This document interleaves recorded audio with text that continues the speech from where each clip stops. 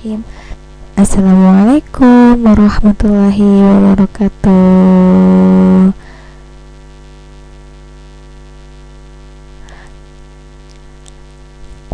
Apa kabar semuanya?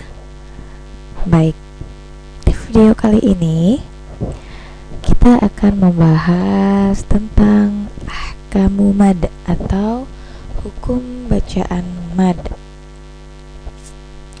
Nah, mad yang akan kita bahas ada dua. Boleh kalian buka bukunya ya, sambil lihat buku. Jadi sebenarnya di dalam buku itu ada 4 mad. Namun agar mudah dipahami, saya membaginya menjadi 2. Untuk 2 matnya insya Allah akan kita bahas di video berikutnya.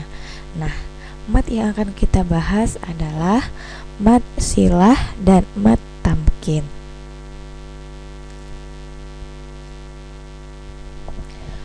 Tujuan dari pembelajaran hari ini yang pertama, kalian mampu menjelaskan tentang hukum bacaan mad silah dan mad tamkin. Yang kedua, kalian mampu menyebutkan ciri-ciri hukum bacaan mad silah maupun mad tamkin. Dan yang ketiga, kalian mampu mengidentifikasi mana mad silah dan mana mad tamkin pada surah-surah pendek pilihan. Baiklah, kita bahas mad silah. Apa itu mad silah? Mad silah adalah hukum bacaan yang berhubungan dengan hak dhamir. Apa itu hak dhamir? Pasti sudah tahu semuanya hak dhamir itu apa, ya kan? Hak dhamir adalah hak yang dipakai sebagai kata ganti orang ketiga atau benda yang bersifat muzakkar atau laki-laki dalam bahasa Arab. Bentuk dari hak dhamir ini seperti angka 5 dalam bahasa Arab.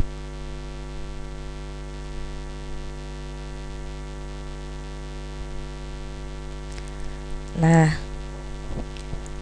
bisa dilihat mad silah sendiri terbagi menjadi 2. Yang pertama mad silah qasirah dan yang kedua mad silah tawilah. Untuk mad silah qasirah, secara bahasa mad artinya panjang, silah artinya hubungan, qasirah pendek. Hubungan tentang apa? Ini berhubungan dengan hak dhamir tadi. Kemudian pengertian secara istilahnya, mad silah qasirah adalah mad yang terjadi karena ada hak dhamir bertemu dengan huruf hijaiyah selain huruf hamzah. Saya ulang, mad silah qasirah adalah mad yang terjadi karena ada hak dhamir bertemu dengan huruf hijaiyah selain huruf hamzah. Yang kedua, mad silah tawilah. Secara bahasa, mad artinya panjang atau memanjangkan bacaan, silah artinya hubungan, tawilah panjang.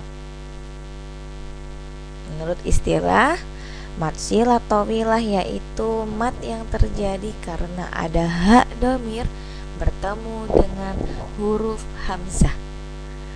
Hak dhamir bertemu dengan huruf hamzah. Baik, sekarang kita lihat contoh dari masing-masing mad. Yang pertama mad silah qasirah. Hak dhamir. Nah, ini hak dhamir ya. Ini yang saya ditandai dengan warna kuning. Lahuma, lahuma. Di sini ada ha dhamir bertemu dengan huruf hijaiyah selain huruf hamzah. Huruf apa? Ya, ini huruf mim. Ini mad silah qasirah. Yang kedua, wasyadadna mulkahu wa atainahu. Wasyadadna mulkahu wa atainahu. Ini hak domir bertemu dengan waw. Kemudian kita beralih ke contoh mad silah tawilah. Min umurihi illa fi kitab. Mem ulang. Min umurihi illa fi kitab. Di sini ada hak domir ya yang bertanda kuning. Hak domir bertemu dengan hamzah. Hak domir bertemu dengan hamzah. Yang kedua, wala yuthiqu wathaqahu ahad. Wathaqahu ahad. Hak domir bertemu dengan hamzah. Apa bedanya alif dan hamzah? Ada yang tahu? Ya, kalau hamzah itu sudah pasti hurufnya hidup. Sedangkan alif bisa jadi dia hurufnya sukun. Jadi untuk mad silah tawilah harus bertemu dengan hamzah. Entah hamzah yang berkasrah atau hamzah yang berfathah atau hamzah yang berdhamma. Ya. Kalau alif dia biasanya sukun.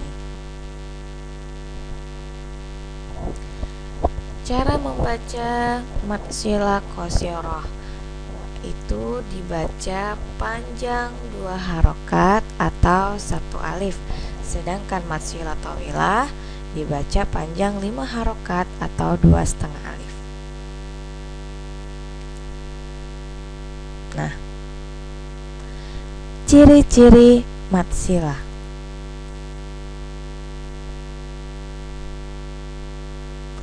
Yang pertama, mad silah itu terjadi karena ada hak domir. Kalau tidak ada hak domir, maka bukan mad silah.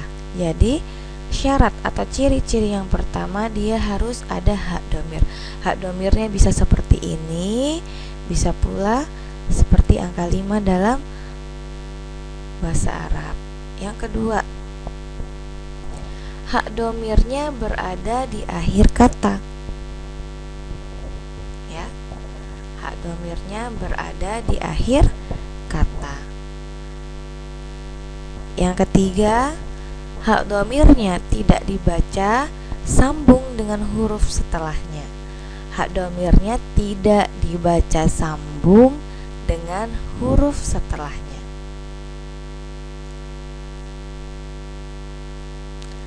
Dan yang keempat, hak domirnya tidak diwakofkan.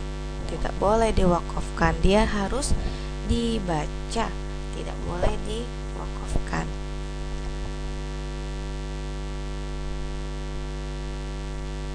Dan yang kelima, hak domir tidak didahului sukun dan tidak pula diikuti sukun. Yang keempat, tidak didahului bacaan panjang. Dan yang terakhir, tidak diikuti hamzah. Kenapa tidak boleh diikuti hamzah?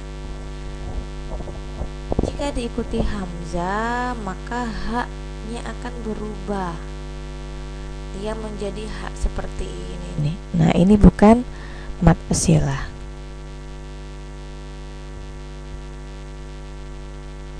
Namun perlu diingat, tidak semua ha adalah domir dan tidak semua domir termasuk mad silah. Bisa dilihat contohnya di samping. Sini ada lafadz Allah. Di akhir lafadz Allah ini ada ha seperti ha domir. Ya. Kemudian sebelumnya ini huruf hidup, tidak sukun, dan setelahnya pun huruf hidup, bukan sukun. Tapi ini bukan mad silah. Ini bukan mad silah. Kenapa? Karena hak yang terdapat dalam lafadz Allah itu adalah hak kalimat, bukan hak dhamir. Memang aslinya kalimat tersebut ada haknya, gitu maksudnya ya. Nah, yang kedua, wajhi rabbihi wajhi. Mirip ya dengan hak dhamir, namun ini bukan hak dhamir. Ini adalah hak kalimat.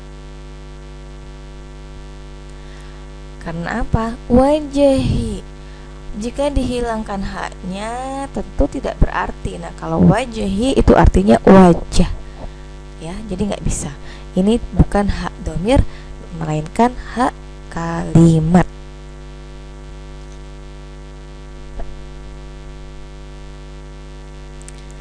Oke, dari sini ada yang mau ditanyakan, silakan nanti bertanya ya.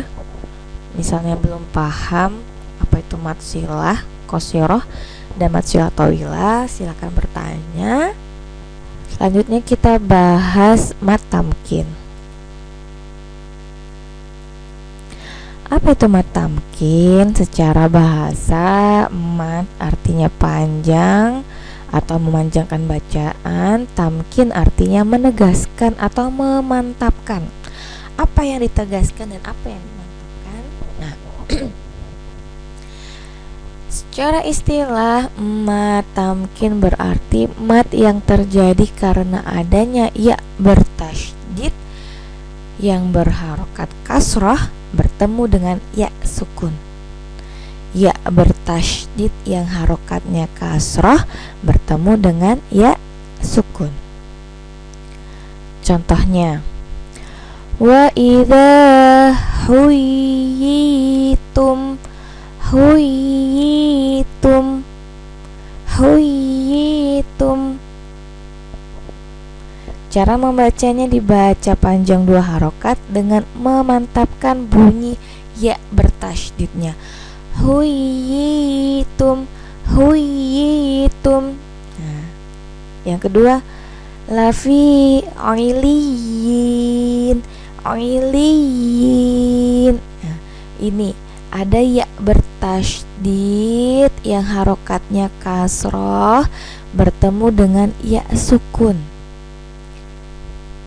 Diulang, ada ya bertasydid yang harokatnya kasroh bertemu dengan ya sukun, maka ini termasuk hukum bacaan mad tamkin.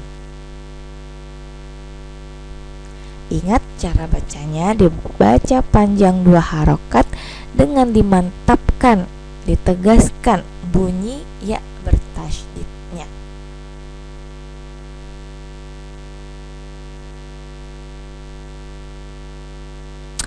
Oke, sampai di sini dulu penjelasan tentang mad silah dan mad tamkin.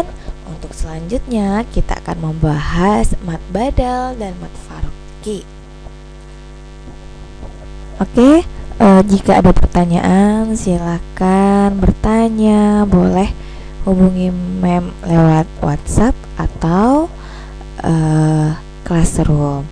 Sampai jumpa di video selanjutnya. Assalamualaikum warahmatullahi wabarakatuh.